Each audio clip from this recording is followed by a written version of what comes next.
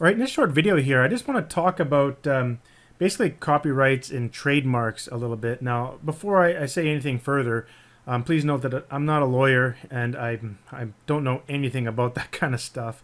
So always consult with a professional before you, if you feel like you need some extra advice on a certain t-shirt design or something like that. You know, it's a good idea to go out and consult with somebody. When I first started with Teespring, the thing was basically Teespring would just give us a slap on the hand for certain shirts that would get, you know, disapproved. They just take it down and they may take your money, they may pay you for it. But now it's going to get more and more strict as the t-shirt business really explodes. And here's some evidence of it already happening. Iowa State has sued Teespring right after they sued another company similar to Teespring, which I actually mentioned a few times in this video series, called Screened. So they went after Screened and won, and now they're going after Teespring for people that are doing like Iowa State sort of Teespring designs in their shirts. Now, if you take a look, I saw another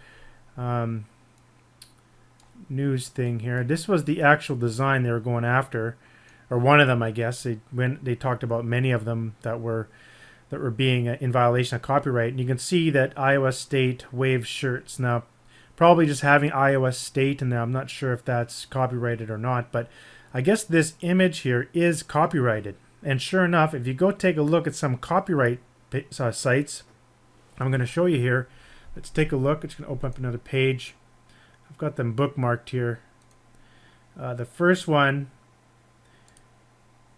Legal Force. So this is Trademarkia.com. See up there. Another one is Trademark Electronic Search System. Now it's this long, complicated URL, but I'm sure if you just search that in Google, it'll come up. I don't actually remember where I found these links originally. I think it was from a Google group, to be honest. Not a Google group, sorry, a Facebook group. All right, there we go. So it just came up right away right here. First link. So just type that in, Trademark Electronic Search System. I find this one really difficult to use. The other one's a little easier. But let's go ahead and type in Iowa in here. Oh, sorry, Ohio. Ohio, okay. And let's just take a look here. You see right here, that looks like the image.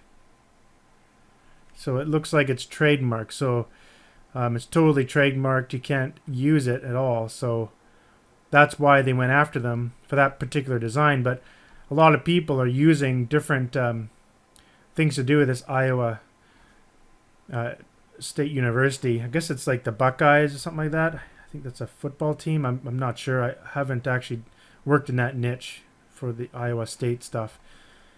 But it's a good idea to come here and check out whether or not your idea is going to be copyrighted, just to be on the safe side. But there's basically sort of a trick that I do. I want to show you another example before I talk about that. Another one was this beast mode. I saw it pop up in one of the groups here today. Someone was talking about the word beast mode, and you could see a lot of sorry for the crude language there on that one. A lot of shirts showing beast mode here. I just did a quick search on Google to find it. I just did this. I went site : Teespring space, and inside of the double quotes I put beast mode, and I found 117 campaigns that are either selling it or were selling it. They're still live there. Even though this says I still want it, you can technically still reserve your copy, and if it gets over 15, it'll actually be shipped and delivered. So these shirts are technically still live. But if you go on over to here again, let's check out and search for beast mode. You will notice that there's a ton of copyright stuff here. Let's just click on the first one, and you can see this was filed by Marshawn Lynch, which is a player, an NFL player on the Seattle Seahawks. So that's kind of where the whole term came from. I think it came from him. He coined it somehow. But you can see that now it is legally copyrighted, so you can't really use that on your shirts. Now I'm not sure like if it's like beast mode, and then with other words like born with beast mode turned on or something like that. I'm not sure if that full thing is, but that's something you'd want to be consulting with an expert. I'm not an expert at these things, so. But in any case, when I'm designing shirts, there's sort of a rule that I kind of go by. It's basically when you're sort of thinking, okay, yeah, I come up with a design. I'm like, well, you know what? I wonder if this is in violation. Just simply put yourself in the other position. Just think, okay, if I was the one that owned that actual logo, let's say I was doing a logo for, I don't know, the NHL for the Rangers, the New York Rangers, and I'm looking at the logo, and all you got to do is just think of it like this. Just put yourself in a position of, let's say, for example, you owned the entire New York Rangers. You owned it. You own that logo. It's your product, right? And you use that product in order to make money, because everyone that's involved in hockey will know what the New York Rangers logo looks like, and they use that as their brand, and that's what brings in interest and basically business into that company. It is a product. So if I own that whole thing, I come and look at my design, and I look at it from an owner's point of view. I'm looking at that design, and I just simply ask myself, am I happy with this design? Am I happy that someone's going to sell this design on the internet? And nine out of 10 times, you're going to be like, no way. If I owned the Rangers and if I saw that logo on a shirt, I'd go after you. It's really that simple. Just put yourself in the position of, say you're owning that company. Would you want that out on a t-shirt? If you said no, then just don't do it. It's really that simple.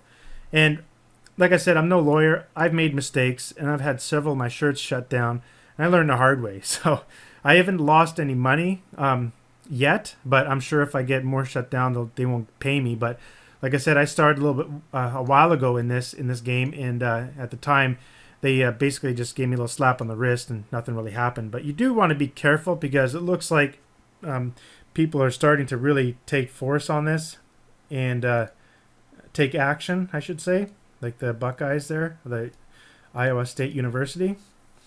So I'm sure other companies are going to follow suit. They're suing them for like $1 million or something like that. So I think it was $1 million. I'm not sure, but anyhow, they're going to make a whole bunch of money, right? So all the law firms are going to be jumping on board trying to make some money off Teespring. So what's Teespring going to do? Well, soon they're going to have to start policing the designs. So your design will not be auto-approved anymore. That's sort of what's going to be happening. But you can avoid these things by just following the rules and just use that simple trick. Just pretend that you own the actual logo you're trying to copy. And if you're looking at it and you're going, I don't approve this, if this is my product, then don't do it. It's really that simple. Anyhow, hopefully this video helps. I'll see you in the next one.